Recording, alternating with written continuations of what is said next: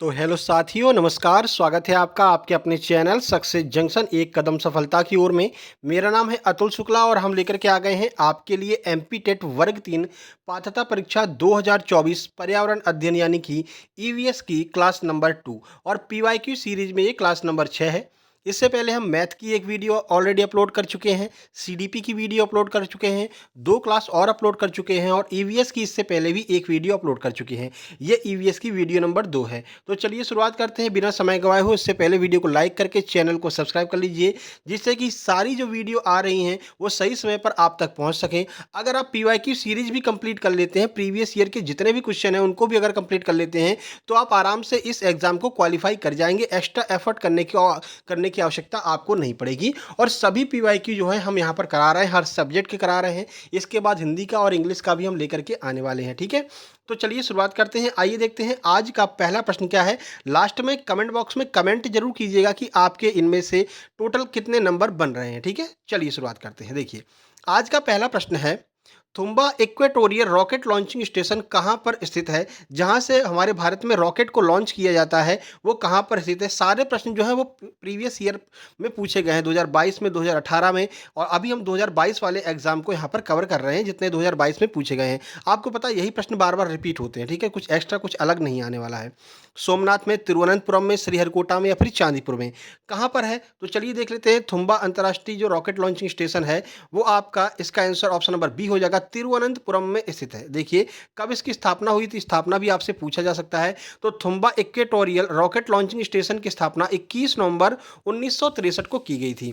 यह तिरुवनंतपुरम केरल राज्य में स्थित है। यह भूमध्य रेखा पर स्थित है। देखिए, रॉकेट लॉन्चिंग के लिए जरूरी है कि गुरुत्वाकर्षण बल जो है वो बहुत कम लगे, और जो भूमध्य रेखा होती है उस पर गुरुत्वाकर्षण बल पृथ्वी का कम होता है, जिसकी वजह से जितने भी आपको रॉकेट लॉन्चिंग स्टेशन दिखेंगे वो आपको भूमध्य रेखा वाली बेल्ट में ही देखने को मिलते हैं। ठीक है, चलिए भाई आगे बढ़ते हैं और अगला प्रश्न देखते हैं। देखिए, आपके अंतरिक्ष अनुसंधान से आपके जितने भी एग्जाम हुए हैं वर्ग 3 में, उसमें हर एग्जाम में 5 से 6 प्रश्न आपके अंतरिक्ष अनुसंधान से ही आए हैं। आप चाहें तो प्रीवियस ईयर के क्वेश्चन पेपर को उठाकर देख सकते हैं, आपको पता चल जाएगा अंतरिक्ष अनुसंधान से 5 से 6 क्वेश्चन बनते ही बनते हैं। देखिए, इसरो का पूरा नाम क्या है? ऑप्शन देख लीजिए, भारतीय अंतरिक्ष अनुसंधान संगठन, अंतर्राष्ट्रीय अंतरिक्ष अनुसंधान संगठन, भारतीय प्रायोजक अनुसंधान संगठन या फिर भारतीय अंतरिक्ष भारती संगठन। सही आंसर इसका ऑप्शन नंबर ए हो जाएगा। भारतीय अंतरिक्ष अनुसंधान संगठन जो है इसका पूरा नाम हो जाएगा इंडियन स्पेस रिसर्च ऑर्गेनाइजेशन, इसका इंग्लिश में नाम हो जाएगा। चलिए देख लेते हैं। इसरो का मुख्यालय आपसे पूछा जा सकता है, तो इसरो का मुख्यालय बेंगलुरु में स्थित है। और इसके वर्तमान प्रमुख आपसे पूछे जा सकते हैं, तो डॉक्टर एस सोमनाथ जो हैं वो वर्तमान में इसरो के प्रमुख हैं। आगे बढ़ते हैं, अगला प्रश्न देखिए। निम्नलिखित में से, अब ये आपका जो आपकी पेडागोजी होती है ईवीएस की, वहां से भी हमने प्रश्नों को लिया है, तो एक दो प्रश्न आपको पेडागोजी के भी मिलते चलेंगे। निम्नलिखित में से किसे आप सह पाठ्यक्रम गतिविधि के रूप में मानेंगे? वाद विवाद प्रतियोगिता, विद्यालय प्रयोगशाला के लिए धन संग्रह, हॉकी खेल का आयोजन करना या फिर इनमें से सभी। चलिए आंसर देखते हैं। प्रश्न का सही आंसर ऑप्शन नंबर डी है, यानी कि इनमें से सही। आपको ये पता होना चाहिए कि सह पाठ्यक्रम गतिविधि होती क्या है, तो चलिए देख लेते हैं। सह पाठ्यक्रम गतिविधियां वे गतिविधियां हैं जिसे सामान्य तौर पर विभिन्न रूपों के माध्यम से छात्रों को उनकी प्रतिभा विकसित करने के लिए कक्षा के बाहर आयोजित किया जाता है। चलिए आपको अपनी भाषा में समझाते हैं। देखिए, सह पाठ्यक्रम गतिविधियों के अंतर्गत जितने भी विद्यार्थी होते हैं वो आपस में सहयोग के द्वारा जो है पाठ्यक्रम करते हैं, और ऐसे पाठ्यक्रम के लिए बच्चों को बाहर ले जाना आवश्यक होता है। ठीक है, तो अब इसमें देख सकते हैं आप, चाहे वाद विवाद प्रतियोगिता हो, इसमें भी सह पाठ्यक्रम होता है। ठीक है, एक दूसरे से बात करते हैं, वाद विवाद प्रतियोगिता करते हैं। विद्यालय प्रयोगशाला के लिए धन संग्रह की आवश्यकता होती, तब भी एक दूसरे के सहयोग से ही, एक दूसरे के सहयोग की आवश्यकता होती, तभी आपका धन संग्रह हो पाएगा। हॉकी खेल का आयोजन आप करेंगे तो फिर आप एक दूसरे के सहयोग से उस खेल को खेलेंगे और बाहर जाने की आवश्यकता पड़ेगी, इसलिए आपका ऑप्शन नंबर डी बिल्कुल सही हो जाएगा। तो सह पाठ्यक्रम का अर्थ है ऐसा पाठ्यक्रम जहां पर बच्चे एक दूसरे के सहयोग से पाठ्यक्रम को आगे बढ़ाते हैं।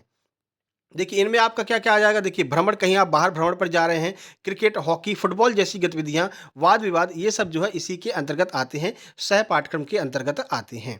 आगे बढ़िए, अगला देखिए, अगला प्रश्न है, निम्नलिखित में से किसके अनुसार 79% नाइट्रोजन और 21% ऑक्सीजन जो है पृथ्वी के वायुमंडल में उपस्थित है? किसके अनुसार? आयतन के अनुसार, भार के अनुसार, घनत्व के अनुसार या फिर वेग के अनुसार? चलिए आंसर देखते हैं। सही आंसर ऑप्शन नंबर ए है, यानी कि आयतन के अनुसार 79% जो है नाइट्रोजन वायुमंडल में है और 21% आयोजन जो आपकी ऑक्सीजन है वो वायुमंडल में उपस्थित है। ठीक है, कुछ महत्वपूर्ण फैक्ट देख लेते हैं। हवा में आयतन के हिसाब से 78% नाइट्रोजन और 21% ऑक्सीजन होती है। अब इसमें मोल अंश के हिसाब से देखें तो मोल अंश के हिसाब से शुष्क हवा में 78.08% नाइट्रोजन और 20.95% जो है ऑक्सीजन होती है। ठीक है, वायुमंडल में मौजूद अन्य गैसें कौन कौन सी हैं? तो वायुमंडल में देखिए जो आपकी ऑर्गन है वो 0.93% होती है, कार्बन डाइऑक्साइड 0.04% होती है, हाइड्रोजन 0.0005% होती है, मीथेन 0.0017% होती है। अब इतना डीपली आपसे नहीं पूछते हैं, आपके वर्ग 3 के एग्जाम में सिर्फ इतना पूछेंगे नाइट्रोजन कितनी होती है, ऑक्सीजन कितनी होती है। तो लगभग 79% या फिर 78 79 जो भी आपको ऑप्शन दे, दो में से एक दिया रहेगा, आपकी नाइट्रोजन होती है और 21% जो है वो आपकी ऑक्सीजन होती है। आगे बढ़ते हैं, मृग तृष्णा बनने का क्या कारण होता है? जो मृग तृष्णा रेगिस्तानों में बनती है, जहाँ से आपको लगता है कि भाई बहुत थोड़ा सा दूर देखने पर लगता है कि यहाँ पर तो पानी भरा हुआ है। आप सड़क पर गर्मी के दिनों में जा रहे हैं, अगर आप कार में जा रहे हैं तो दूर देखेंगे तो आपको लगेगा रोड पर पानी भरा हुआ है, तो ये मृग तृष्णा होती है। तो क्यों बनती है, क्या कारण है? अपवर्तन, परावर्तन, विवर्तन या फिर पूर्ण आंतरिक परावर्तन? चलिए आंसर देखते हैं। सही आंसर आपका ऑप्शन नंबर डी है। प्रकाश के पूर्ण आंतरिक परावर्तन के फलस्वरूप मृग तृष्णा का निर्माण होता है। इसमें क्या होता है? इसमें रेगिस्तान में पानी होने का भ्रम हो जाता है। रेगिस्तान में दूर पर आप देखेंगे तो आपको लगेगा यहाँ पर पानी भरा हुआ है। तो क्यों होता है? पूर्ण आंतरिक परावर्तन के कारण होता है। आगे देखते हैं, टोटल इंटरनल रिफ्लेक्शन इसका इंग्लिश में हो जाएगा। सूर्य में विद्यमान असीमित ऊर्जा का स्रोत क्या है? सूर्य में इतनी ऊर्जा है, इस ऊर्जा आई कहाँ से सूर्य में? नाभ की विखंडन से, नाभ की संलयन से, उपरोक्त दोनों से या फिर इनमें से कोई नहीं? सही आंसर आपका ऑप्शन नंबर बी हो जाएगा। नाभ की संलयन जो प्रक्रिया चल रही है सूर्य में, जिसकी वजह से सूर्य में असीमित जो है ऊर्जा का निर्माण होता है। देखिए, सूर्य के केंद्र में हाइड्रोजन जैसे हल्के नाभिक बहुत ज़्यादा तापमान और दबाव में रहते हैं। हल्के नाभिकों के संयोजन से ही सूर्य में जो है वो ऊर्जा उत्पन्न होती है। इनका संलयन होता है, इनका संयोजन होता है, ये जुड़ते हैं और एक एक अणु जुड़ करके ऐसे जुड़ते रहते हैं और सूर्य में ऊर्जा का निर्माण करते रहते हैं। अगला देखिए, अगला प्रश्न है, दूध के खट्टा होने का मुख्य कारण क्या है? क्या रीजन है? भोजन आपके जो है सिलेबस में भी दिया हुआ है, तो क्या रीजन है कि दूध जो है वो खट्टा हो जाता है? जीवाणु की वजह से, विषाणु की वजह से, कवक की वजह से या इन सभी की वजह से? सही आंसर आपका ऑप्शन नंबर ए हो जाएगा। जीवाणु की वजह से दूध जो है वो खट्टा हो जाता है। चलिए देख लेते हैं कौन से जीवाणु पाए जाते हैं। तो दूध में लैक्टोबैसिलस नाम के बैक्टीरिया होते हैं। ये बैक्टीरिया दूध में मौजूद लैक्टोज को लैक्टिक एसिड में बदल देते हैं और इस प्रक्रिया को हम किण्वन कहते हैं। ठीक है, चलिए आगे बढ़ते हैं। तो बैक्टीरिया की वजह से दूध खट्टा हो जाता है, लैक्टोबैसिलस बैक्टीरिया पाया जाता है। ये भी आपको याद रखना है। एक ट्रिक भी आपको बता दें, जहाँ पर भी आपको लैक्ट शब्द मिल जाए, लैक्ट LACT, लैक्ट शब्द जहाँ पर भी मिल जाए तो समझ लीजिए वो प्रश्न जो है वो दूध से संबंधित है। अगर ऑप्शन में दूध दिया गया है तो आप दूध को टिक कीजिएगा, अगर आपको कहीं पर लैक्ट शब्द दिख जाता है तो। आगे बढ़ते हैं, अगला प्रश्न, विद्युत धारा का सबसे अच्छा चालक इनमें से कौन सी धातु है? चांदी, तांबा, ग्रेफाइट या फिर लोहा? बताइए कौन सी धातु है? सही आंसर आपका ऑप्शन नंबर ए हो जाएगा। ऑप्शन नंबर ए आपका चांदी है। तो चांदी जो है वो विद्युत धारा की सबसे अच्छी चालक होती है। तो सर हम बिजली की तार चांदी की क्यों नहीं लगा देते हैं? भाई बिजली की तार चांदी के लगा दोगे तो तार आपके चोरी हो जाएंगे, ठीक है ना।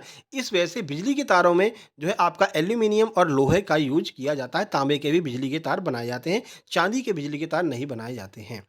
भोजन की ऊर्जा को किसमें मापा जाता है? किलोग्राम में, कैलोरी में, डिग्री सेल्सियस में या फिर मीटर में?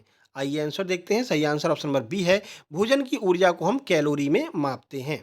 देखिए, कैलोरी एक ऐसा पैमाना है जो खाद्य पदार्थों की ऊर्जा को मापने के लिए काफ़ी छोटा पैमाना है। तो सबसे छोटा पैमाना है ऊर्जा को मापने का, वो आपका कैलोरी होता है, ठीक है। और इसी कैलोरी का यूज ही बर्न की गई ऊर्जा, यानी कि जैसे किसी में मोटापा हो जाता है तो कहता भाई मैंने इतनी कैलोरी ऊर्जा को बर्न कर लिया, तो उसके लिए भी कैलोरी का ही यूज किया जाता है। आगे बढ़ते हैं, अगला प्रश्न, हाल ही में अमेरिका ने भारतीय मूल की पहली अंतरिक्ष यात्री के नाम पर एक उपग्रह का नाम रखा है। उन अंतरिक्ष यात्री का नाम क्या है?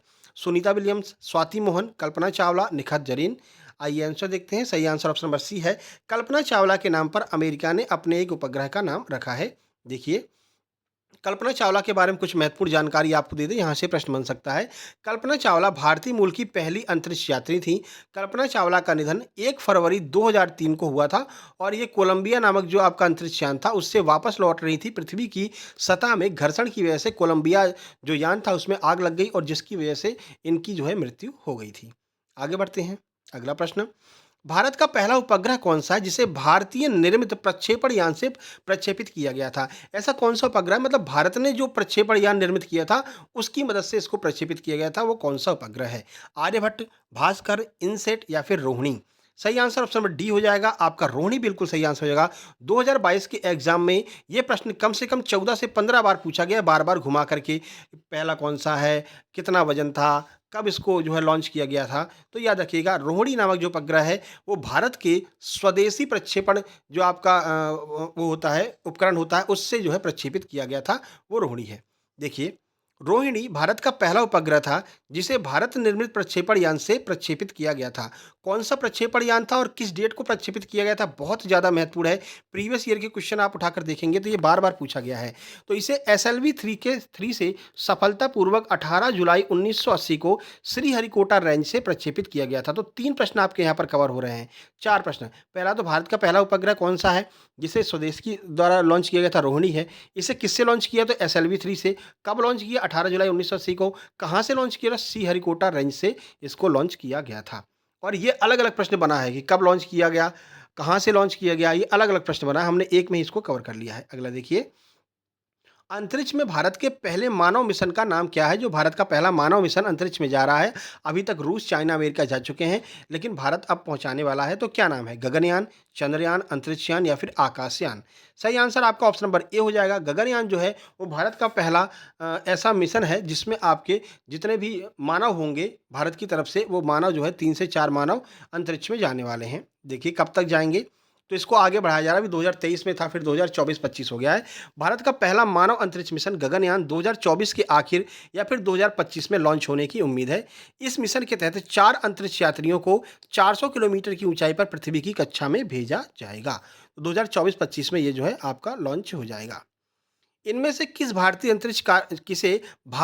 अंतरिक्ष कार्यक्रम के जनक के रूप में जाना जाता है? भारतीय अंतरिक्ष का पिता किसे कहा जाता है? तो रामा साराभाई, विक्रम अम्बालाल साराभाई, कृष्ण स्वामी रंगा या फिर जी माधवन नायर?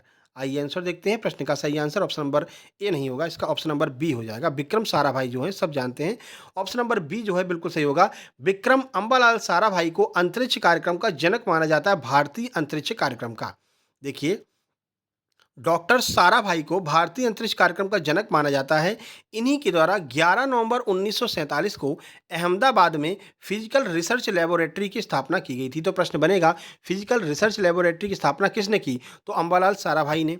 कब की? 11 नवंबर 1947 को। कहाँ पर की? अहमदाबाद में की। ठीक है, आगे बढ़ते हैं। अगला प्रश्न, निम्नलिखित में से किस गतिविधि में सक्रिय पठन शामिल नहीं है? ये आपका ईवीएस पेडागोजी का प्रश्न है। किसमें सक्रिय पठन शामिल नहीं है? किसमें ऐसे बच्चे जो है सक्रिय रूप से भाग नहीं लेते हैं? व्याख्यान, समूह चर्चा, विद्यार्थी वाद विवाद या फिर पाठन द्वारा पठन? किसमें विद्यार्थी जो है वो सक्रिय रूप से, जो बच्चे होते हैं वो भाग नहीं लेते हैं? सही आंसर आपका ऑप्शन नंबर ए हो जाएगा, व्याख्यान विधि।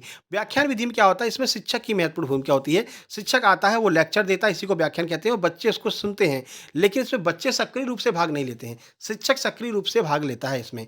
बच्चे सक्रिय रूप से कब भाग लेते हैं, मतलब बच्चे इसमें कब कार्य करते हैं? समूह चर्चा हो रही हो तो बच्चे आपस में बात कर रहे हो तो सक्रिय रूप से भाग लेंगे। विद्यार्थियों में वाद विवाद प्रतियोगिता हो रही हो तो बच्चे सक्रिय रूप से भाग लेंगे। पाठन द्वारा पठन कर रहे हो तो बच्चे सक्रिय रूप से भाग लेते हैं। लेकिन व्याख्यान जो है उसमें जो टीचर होता है वो लेक्चर देता है, तो टीचर उसमें शामिल होता है, बच्चे उसमें सक्रिय रूप से भाग नहीं लेते हैं। अगला प्रश्न, अगला है, ईवीएस पाठ्य पुस्तक में विभिन्न विषयों में शामिल do this and find out का उद्देश्य क्या है? आपने ईवीएस की पाठ्य पुस्तक पढ़ी होगी, लास्ट में लिखा रहता है do this and find out. इसका उद्देश्य क्या होता है बच्चों के लिए? आइए देखते हैं। ऑप्शन, प्रत्यक्ष अनुभव प्रदान करना, परीक्षा में याद करके ले जाना। हमने आपको कई बार बताया, जहाँ पर भी याद करने की बात आ जाए तो समझ लेना ये नेगेटिव है, बिल्कुल गलत कर देना। रटना, याद करना, दोहराना, जहाँ पर भी लिखा हो तुरंत आप उस ऑप्शन को एलिमिनेट कर देना। वैज्ञानिक शब्दों की परिभाषा सीखना, यहाँ पर भी आपको याद करना या फिर सीखने की बात आ रही है, ये भी आपका एलिमिनेट हो जाएगा। छात्रों को घर पर व्यस्त रखना, ये भी आपका नेगेटिव है। घर पर अगर व्यस्त रखेंगे तो बच्चे आपके पाठ पठन को ही करते रहेंगे, तो वो कब खेलेंगे, कब अन्य कार्य करेंगे, तो ये भी आपका गलत हो जाएगा। ऑप्शन नंबर ए आपका बिल्कुल सही होगा, प्रत्यक्ष अनुभव प्रदान करना। डू दिस का मतलब होता है कि लास्ट में लिखा रहता है, आप डू दिस में क्या लिखा रहता है कि आप बाहर जाएंगे, वहां से 4 पत्ते लेकर के आएंगे, चारों पत्तों को देखेंगे कि इसमें क्या क्या परिवर्तन है, क्या क्या अलग अलग बातें हैं, तो वो सारी बातों को लिख करके ले आइए। तो इसमें क्या होता है कि प्रत्यक्ष अनुभव प्रदान किया जाता है बच्चे को, बच्चा स्वयं से करके सीखता है।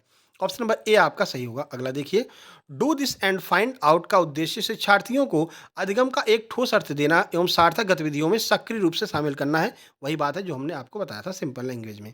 अगला देखिए, ये भी आपका ईवीएस पेडागोजी का है। प्राकृतिक वनस्पति और वन्य जीव से छात्रों को परिचित कराने का सबसे अच्छा शैक्षणिक तरीका कौन सा होगा? देखते हैं ऑप्शन। एक वन्य जीव अभ्यारण्य पर ले जाएं, एक व्याख्यान के लिए विशेषज्ञ को बुलाएं, पाठ्य पुस्तक पढ़ना और याद करना, विषय पर एक दस्तावेज की जांच करना। बताइए आप इसमें सबसे पहले कौन सा ऑप्शन एलिमिनेट करना चाहेंगे? तो बार बार आपको बताया है, जहां पर भी याद करना लिखा हो आप तुरंत एलिमिनेट कर दीजिए, ये तो हट ही जाएगा। ठीक है, एक व्याख्यान के लिए विशेषज्ञ को बुलाएं। अब अगर प्रकृति के बारे में आप बता रहे हैं तो क्या लेक्चर बताएंगे, लेक्चर के द्वारा उसको समझाएंगे?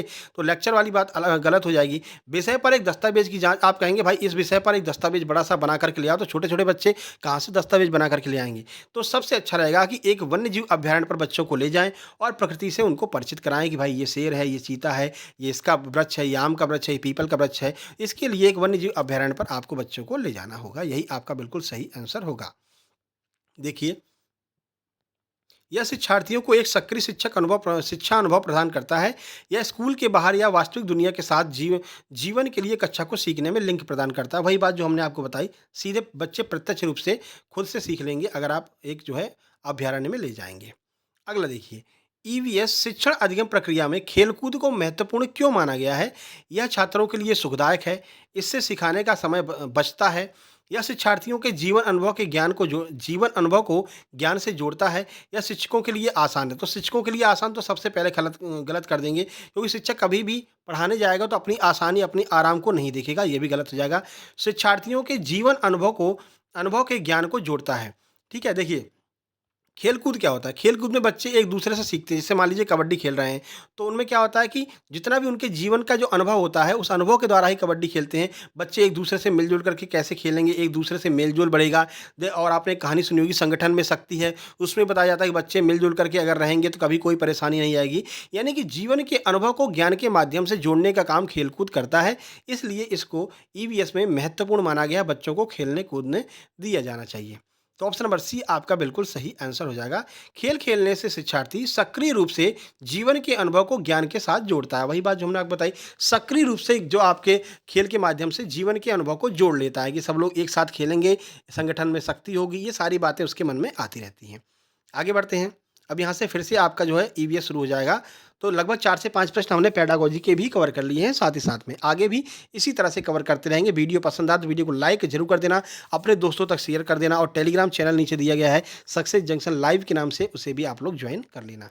देखिए, भारत के दूसरे चंद्र अन्वेषण मिशन का क्या नाम था? जो दूसरा चंद्र अन्वेषण मिशन गया था उसका क्या नाम था? 2 से 3 प्रश्न आपके चंद्र मिशन से पूछे गए हैं प्रीवियस ईयर में। और इस बार क्या है, इस बार आपका चंद्रयान 3 पूछ सकते हैं और आपका सूर्ययान पूछ सकते हैं। तो ये सारे हम आगे करवाने वाले हैं, करंट अफेयर को भी लेकर चलेंगे। चंद्रयान 1, चंद्रयान 2, चंद्रयान 3, चंद्रयान 4। तो चंद्रयान 4 तो अभी लॉन्च नहीं हुआ है, तो सही आंसर आपका दूसरा जो मिशन था वो चंद्रयान 2 था। चलिए कुछ महत्वपूर्ण जानकारी देखिए। तो पहला कब लॉन्च किया गया, ये प्रश्न भी पूछा गया है। तो 22 अक्टूबर 2008 को भारत का पहला चंद्रयान मिशन लॉन्च किया गया था। चंद्रयान 2 कब लॉन्च किया गया था? 22 जुलाई 2019 को चंद्रयान 2 को प्रक्षेपित किया गया था।